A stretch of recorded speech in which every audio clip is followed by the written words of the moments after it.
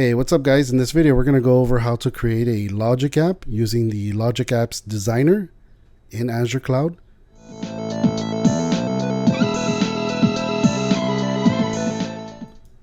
Okay, for this working session I decided to pick a site that I like to use for searching for mountain bike trails nearby me.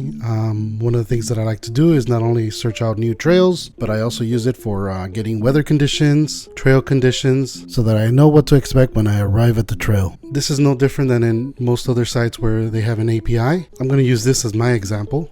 You can use any API you want. Okay, so if I scroll all the way to the bottom, I'll see that they do offer an API, and I've already signed up for mine. On the right hand side I'm given the API key, and on the left hand side I'm given all the different API methods that they offer, like get trails by ID, get conditions, get to-dos, and get favorites. Well, this one's deprecated.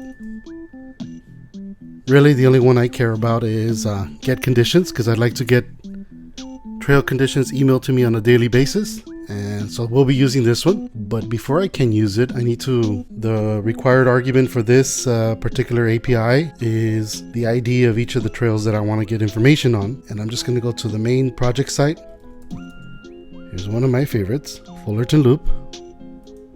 And if I look at the URL up here, what identifies this is this number here. This is going to be that ID that they're asking about. And I'm just gonna copy and paste that into my text editor off screen. I'm gonna go ahead and search for another of my favorite trails, Turnbull Canyon. Let's see. Here it is. I'm gonna grab this ID, and I'm gonna grab one more, Aliso and Wood.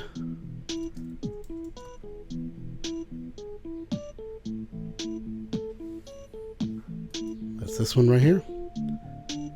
Now I've got 3 IDs that I'm going to use, and so I'm going to go ahead and click on get conditions, the example that they have here, and this is the data that we're going to parse. Let's look for Logic Apps,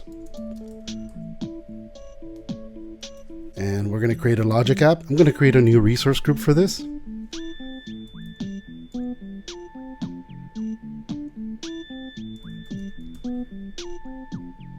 going to call it mountain bike project RG. I'm also going to call this mountain bike project. I'm going to leave everything else by default. Click on review and create. It's validating it. Now I'm going to click on create, and this might take a minute or so.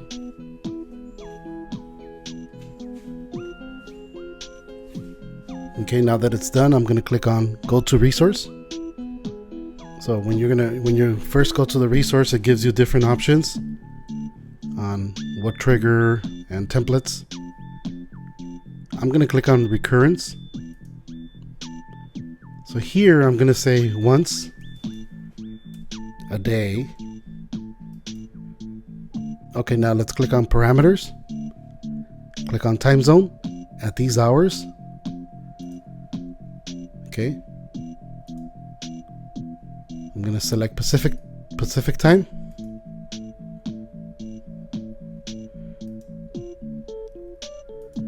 And I want this to be sent out at 6 a.m. So this tells me it's going to run at 6 a.m. every day. Now I'm going to add a new step. And this is the actual REST call.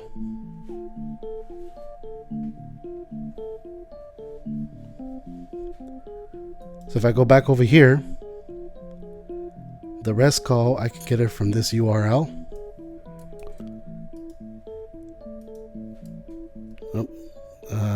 First I need to select the method, which is get, then the URI that I just copied. And then for header, it's the key. And that's going to be my API key.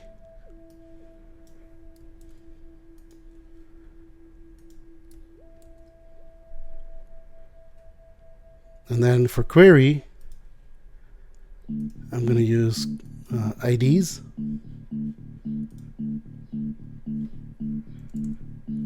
And that's the list of IDs that I was searching for earlier. So I'm going to paste those in here. Okay. And we're done here. We're going to add a new step.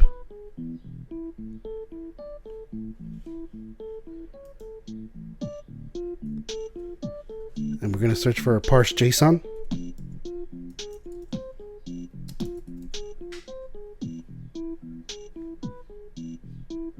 That's this right here, parse JSON.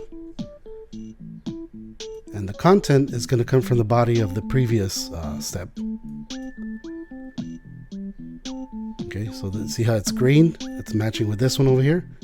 So it's going to grab that. And it gives you the option to copy and paste payload data. So I'm going to click on that. And I have 3 trails I'm using.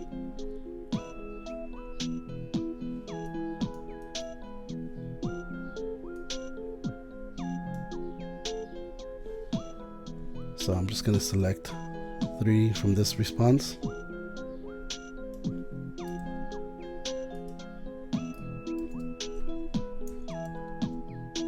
Okay, I just added the other closing squiggly bracket. So this is the sample data I grabbed from this API, but it's going to use that to model the schema. It's just a lazy way to do this. So you can see that after you click done, it gives the information on the schema. Okay, so it generates that for you automatically. We're going to create a new step. And this is where we want to send out an email. So I'm going to use Gmail. And send Gmail. And you have to sign in to be able to authenticate.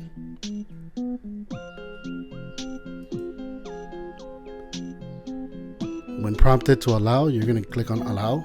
Okay. So now you're going to put in the email address you want to email to. And now we're going to add a subject field and a body field.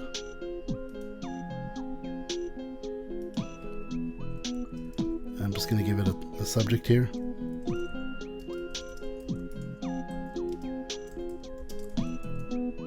Here are today's trail conditions.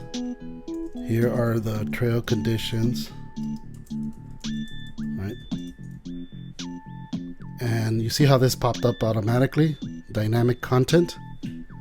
And it says parse JSON. So I'm going to click on more. And this is the parsed JSON here, but it's actually the schema that you saw earlier. See more. And I'm just going to follow it in order. So I'm going to hit name, enter,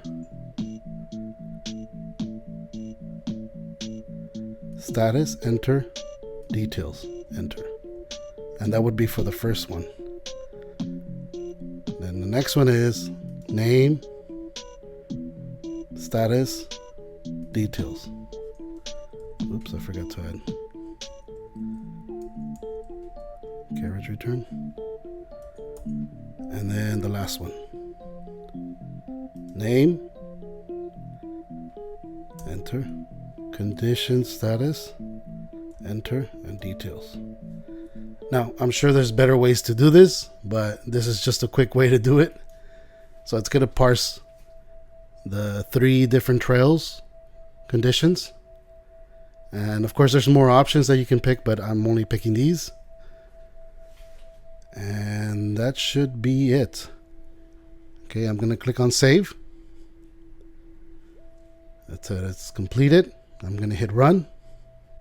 Okay, so after it's run, it's going to give you the results. It's going to give you little green check marks if everything was successful. So we can see that it did this call. It got a 200 back, and then it returned the trails, Turnbull, Fullerton, and Aliso and Wood. It parsed the JSON.